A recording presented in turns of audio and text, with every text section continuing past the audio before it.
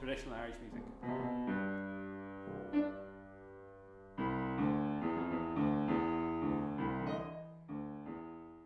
But I have to stress here that my engagement with traditional music in a contemporary idiom was purely from an expressive point of view.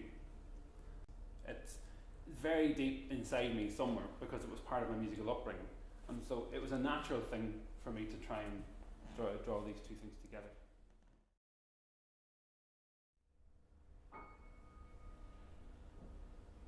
We were on holiday in Oslo for a weekend once, and we got lost on the way back and ended up at this frozen lake, and it was stunningly beautiful, but everything stood still.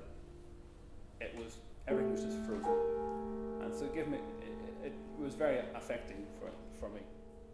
It's entirely constructed from minor sevenths.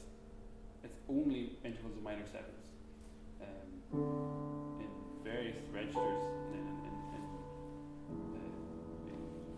chords obviously in the middle, and that they have a sound, they have a colour that really was very affecting to me, just in the way that the Norwegian scene was. And I can only really attribute that to traditional music.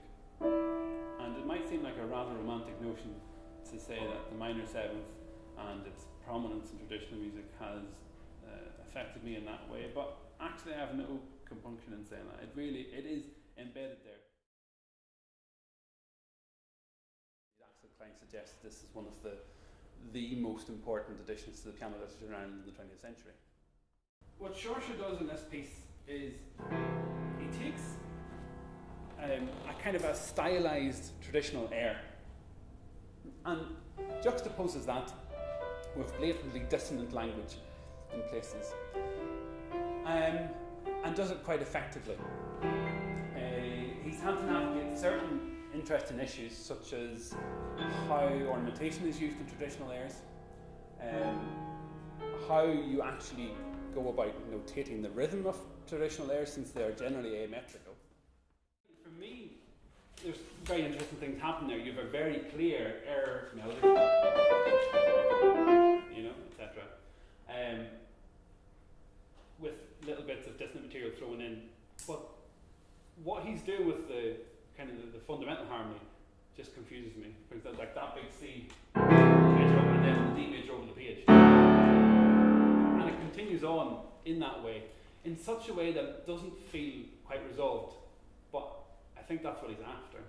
So he's got around this kind of asymmetrical feeling with this notation. So we have ordinary kind of grace notes with a single slash, double slash for being very short, and then similarly then the kind of the silences or held notes have a same kind of system. Very short, there's a pause, there's a grace note stem, and then there are certain events that can appear kind of within a fairly free time frame, which is interesting because it actually does capture the effect of having the whole thing a bit flexible, like a slow air would be.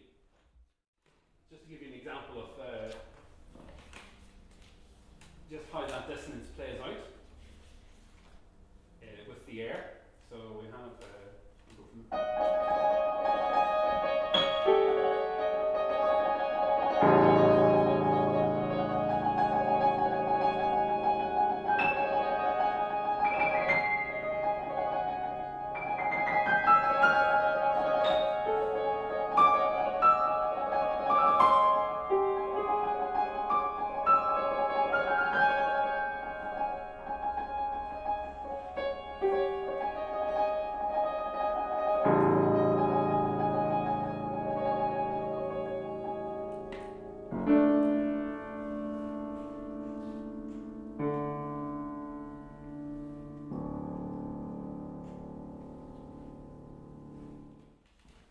so the air never manages to cross that divide. The divide still remains.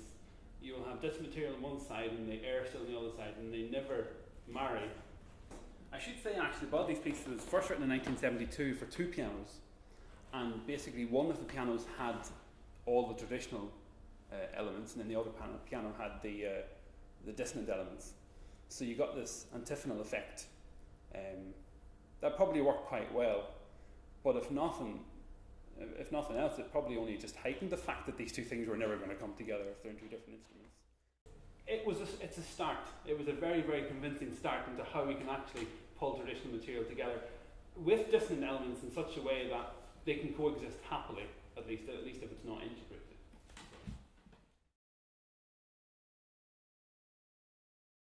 And what Breffni does here is he manages a more integrated approach to the use of traditional material and dissonant material. He uses direct quotation. He's quoting from an air, Ag Bruach Dhún Réimhe. Breffni uses this there quite overtly in this piece. It starts off with, I suppose, a quite dreamlike entry into the air, and then we get the air presented with directly dissonant material on top of it. The air gets fragmented in all its aspects, the rhythmic content of it, the melodic content of it, kind of the implied harmonic background in the air, and that becomes subsumed into a lot of the rhythmic and harmony that Breffni is using here.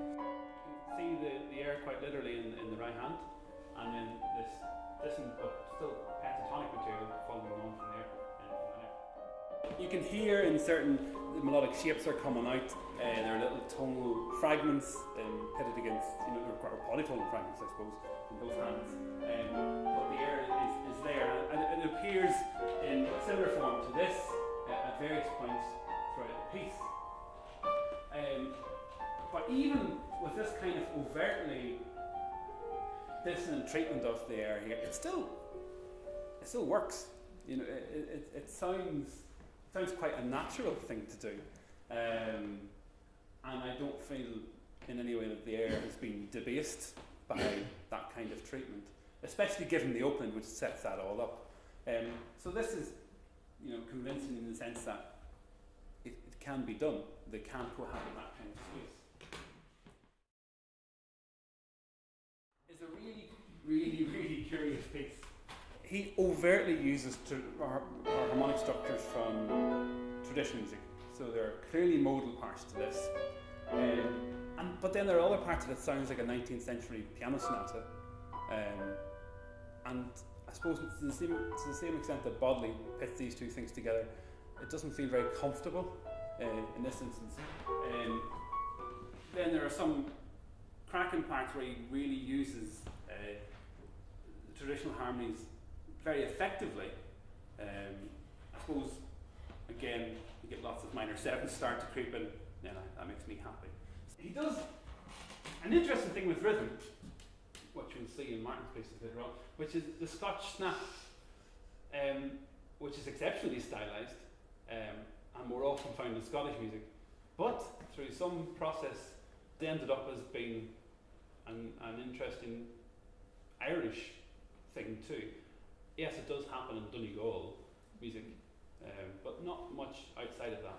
Then in the second system here we get this confused harmonic language, which is it.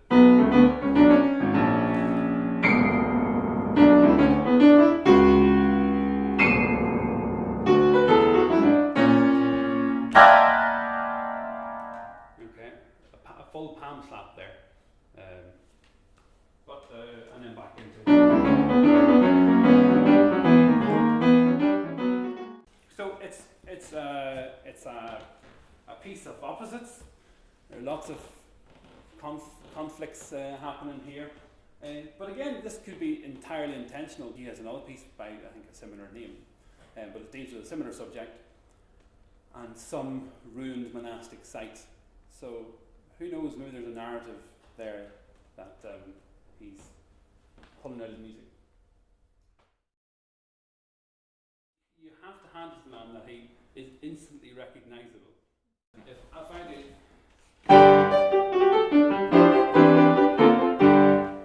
you go, that's Bill Whelan.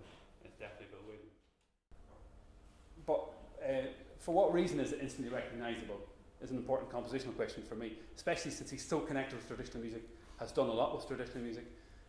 How does he use it in this kind of framework? I mean, the chords in the second bar are particularly Whelan-esque. You know, it sounds like it should be major. Yeah, let's go to G minor. And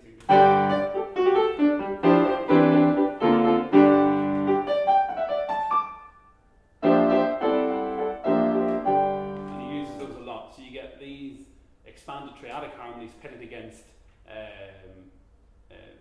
strictly modal melodic lines.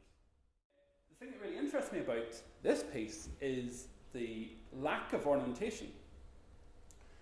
He writes in some, probably because it's quite important for the traditional effect, but he leaves a lot out. And so for me as a traditional performer, I want to put a lot back in. But there are other subtle little things that I would like to add, or I feel like I want to add. And I kind of feel like I have the license to add because it's a skeletal score of a tune that I would pick up in any tune book. Sorry.